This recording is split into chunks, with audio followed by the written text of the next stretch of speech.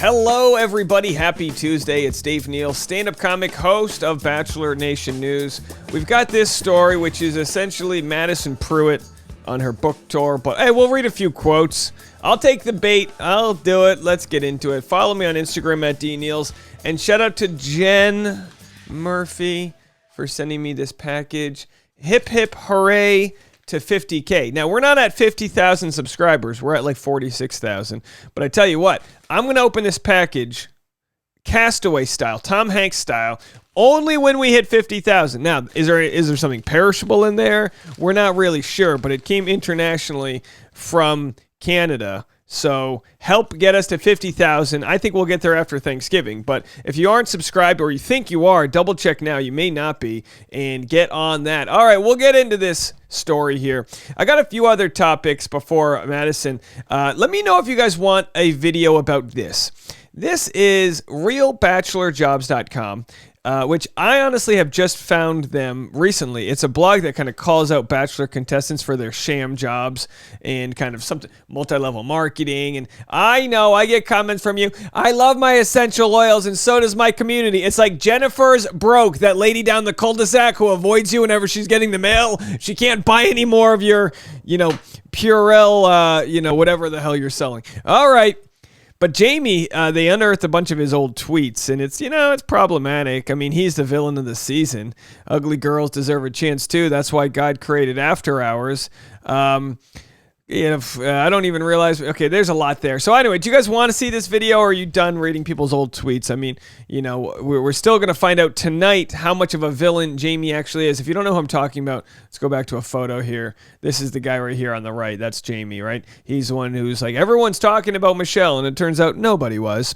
Let me know about that. Let me know if you want that video. Maybe we'll make it this afternoon. We're going to be doing a live stream today, 4 p.m. Pacific, 7 p.m. Eastern. That's 1 hour before we go live on the Bachelorette episode 4 or 5. What number are we on? It's just flying by. Do me a favor, if you want, leave a voicemail 401-213-9828 and I will play it before the live stream, several minutes before, leading up to tonight's live stream. I'll be playing everyone's voicemails. You can leave any message you want about anything in Bachelor Nation. You can leave it about me, or just tell me how your day's going. Just make it interesting, for gosh sakes. You know what I mean? All right, so let's get into it here. First things first, here's the Madison story. Nice little clickbait title there, which we love. Madison Pruitt is grateful for her tortuous split from Peter Weber. Let's read what she actually said. By the way, it's November 1st, or say November 2nd. Oh, I missed my half birthday yesterday.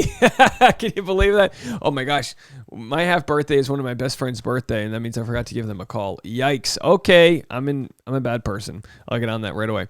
No pain, no gain. Nearly 2 years after getting her heart broken on The Bachelor, Madison Pruitt has found the silver lining to her torturous breakup with season 24 lead Peter Weber.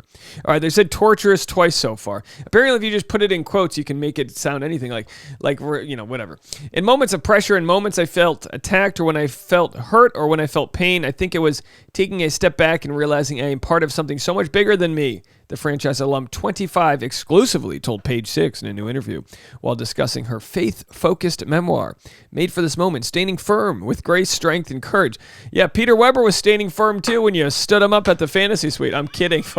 Get it there? All right, landing strip. If that's true, if that's truly what I believe, then I have to live that out, even in the hardest moments when tens of millions of people are watching and my character and my faith and my convictions and beliefs are being attacked.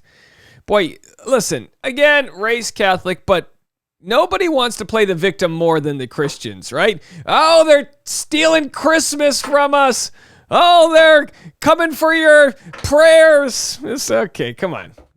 We live in the United States. Everyone's got freedom to express their religious beliefs. Even the Scientologists, apparently. No taxes.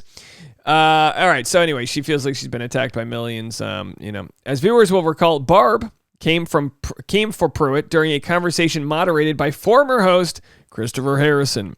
Remember him? Alleging that the contestant was unwilling to compromise herself to make a relationship with her son work. Madison Pruitt then reminded Barbara that it wasn't just Peter's journey and she was also in search of a spouse. I totally understand as a mother, you're going to obviously be thinking about Peter. But also, this isn't just Peter choosing me, she confidently stated at the time, causing the live audience to erupt in applause. This is me choosing Peter. And his Peter. Peter's Peter. Though it was tough to stand up to Peter Weber's mom, Pruitt felt it was important to speak her mind in that moment. There's a cost for every single one of us when we stay true to ourselves and when we stand firm in our beliefs against people who don't understand it or who don't like it. The cost is worth it because I get to walk in my purpose. What annoys me is, and again, I'm not disagreeing with what she's saying. What annoys me is when people use religion to sort of battle other issues. Like everyone, like there's a group of people that think like there's so many political issues that people are throwing their religion into wedge. Like if you believe in your choices and it's just one of those things. We can find quotes and we can take anything out of the Bible and we can apply it to our life. You can apply it if you wanted to be super homophobic. You can apply it if you wanted to be pro-life. You can apply it if you want to be pro-choice. There's a million directions you can take from a giant stack of literature to fit all of your purposes, and we're here to call it all out.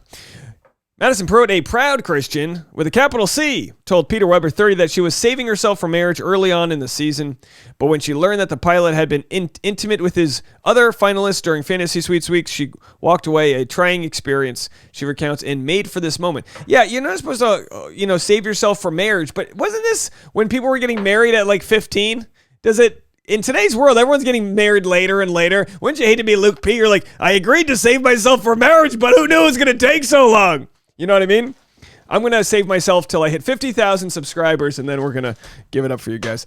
All right. Proud Christian. There she is. Doesn't miss leg day, looking beautiful. That's the Lord's work right there.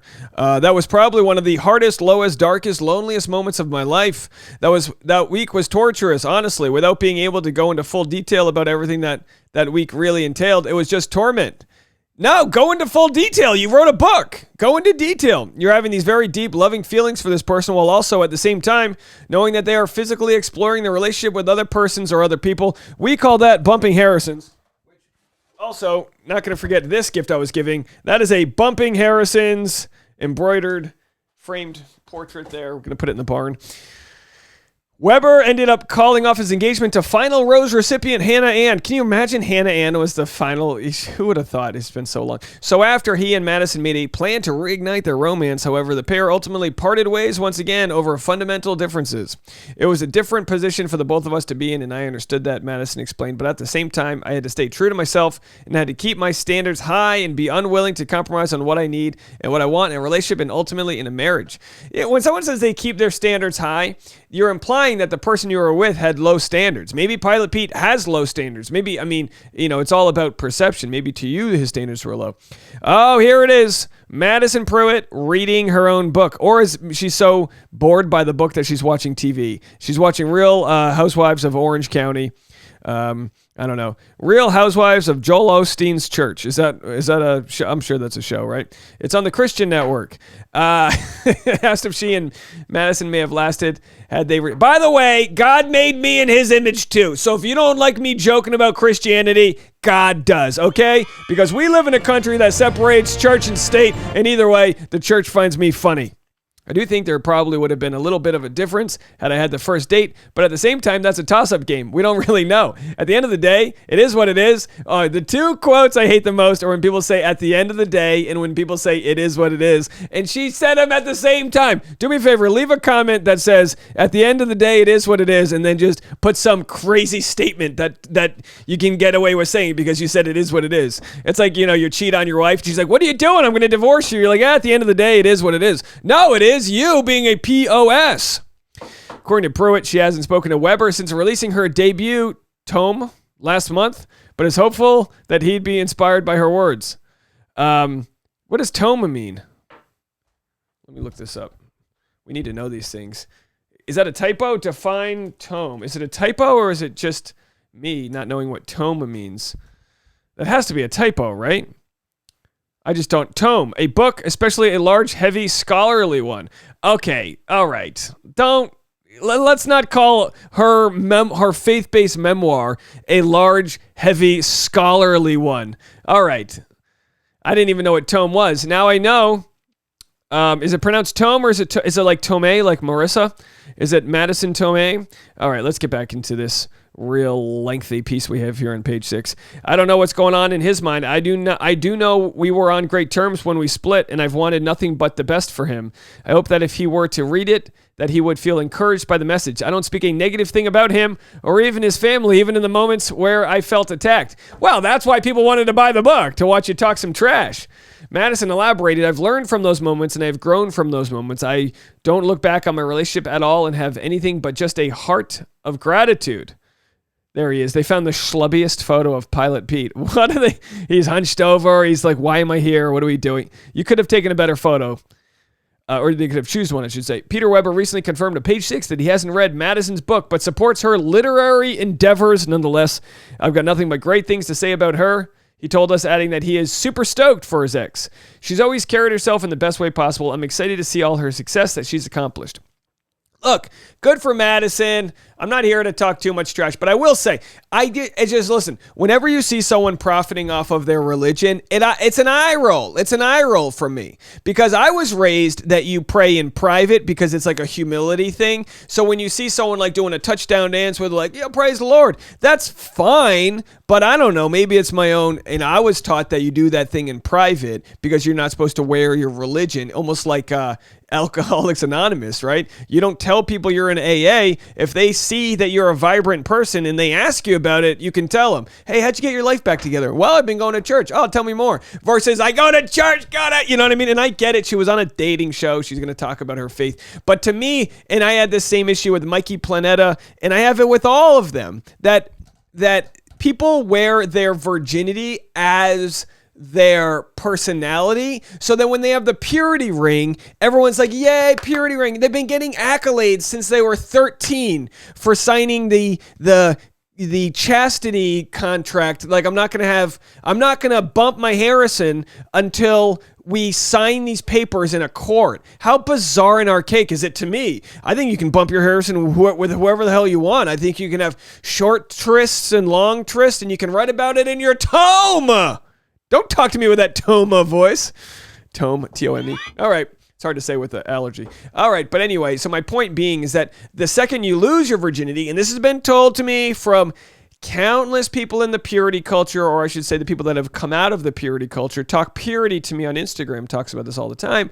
But the second you give up your sexual, you lose that virginity, which is terms we don't even like to use because it sounds like it's like you're giving something away. But when you think of it that way, you're left like void of who you are. You've had your virginity ripped from you, and that's no longer your identity. And then a lot of people say that they got to their wedding day. Leave a comment. Maybe you have a different opinion. I know we've talked about this extensively, but a lot of people say they got to their wedding day, they bumped their Harrisons, and then they were like, I don't know, it's just this weird buildup for what is, sex is okay, guys. It's great, sure, but so's lasagna. You know what I mean? There's a lot of good things in life, but you don't hold off on lasagna till you're married, because then if you held off on lasagna till you got married and you ate that lasagna, you'd be like, this is good lasagna, but it's not worth waiting till marriage for.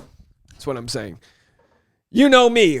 Going to compare sex to lasagna every day of the week. Give me that ricotta. Let's go. All right. So anyway, we love it when people take a quote from the Bible and use it to defend their point.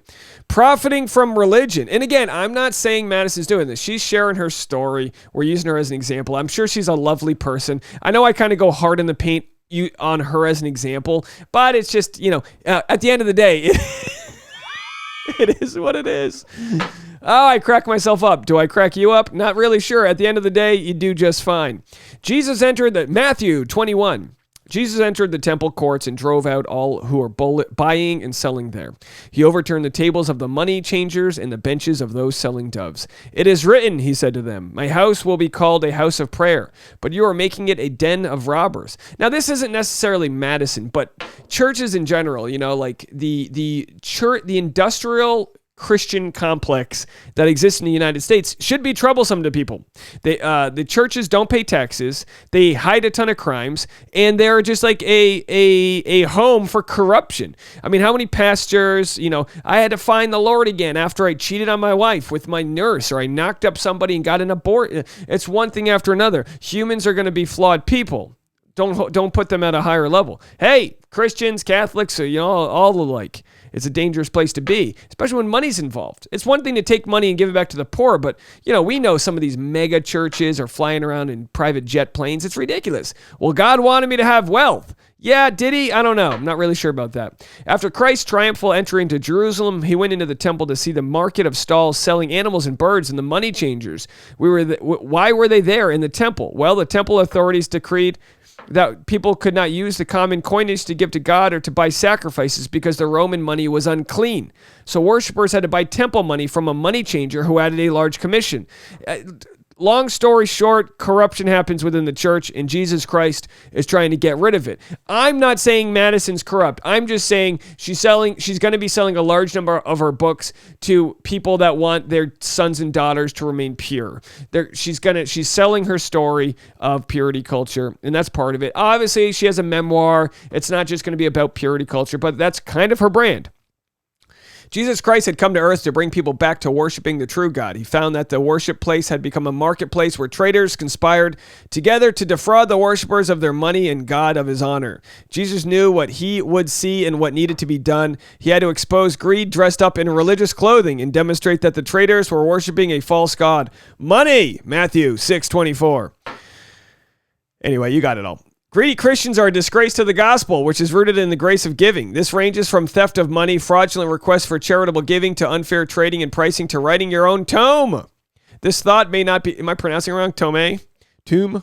This thought may not be well received by those who make money from their involvement with spiritual ministries, but neither was Jesus well received by the temple traders. The key questions for all ministries are: how does it honor God, give to God, and serve the purpose of God? God does supply the needs of his servants, but when people serve him for what they can get, they are in the wrong job. This is a sobering passage which demands careful, personal consideration, however well you have previously justified your financial activities. Now listen, again, that's sort of like a side issue that Madison, and I would say this to her face, I think, has earned the right to tell her story, to profit off of her story, and all that jazz. I just tell everyone to tread cautiously if your identity, she talks about it living her own authentic identity, but I just don't have the logic to understand how it's your own authentic identity when you're following a book, when you're following what people taught you and contracts they made you sign when you were 13, when you were young, when you committed to this ideology